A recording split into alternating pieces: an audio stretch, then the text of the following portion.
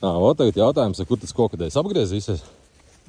Tas ir arī jāņem vērā, vai nu viņš var iebraukt šeit iekšā. Kā redzēt, kaut kas izbraukāts ir grāvīti, viņš iebrauc tur, apgriežas vai kaut kādā veidā. Iespējams, tas viens variants, bet otrs visdrošākais ir tajā vietā. Kur tur, kur beidzas tie koki, kur tuvākie. Ka tur tāds arī tā kā krustojums tajā veida. Ka viņš pilnīgi mierīgi var iebraukt tur iekšā, atpakaļ gaitā taisni izbraukt te, un kraucē mums būs šitien. Un tad viņš visam vienkārši, kur savu iekrauj, un uzreiz var izbraukt. Jā, es esmu saskāries, ka daudziem, kas plāno tās krautuvas, kad ir tā, te jau tu var apgriezties. Un, zin kā, ja man džips iet, tad jau tu ar kokudē arī var iebraukt.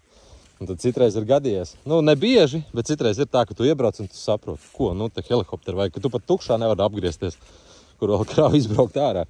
Tādi gadījumi arī mēdz būt, tāpēc jāmēģina no tiem izvairīties, lai nebūtu kaut kādas papildus izmaksas, problēmas, lai viss varētu būt ļoti skaisti izstrādāt visu mežu.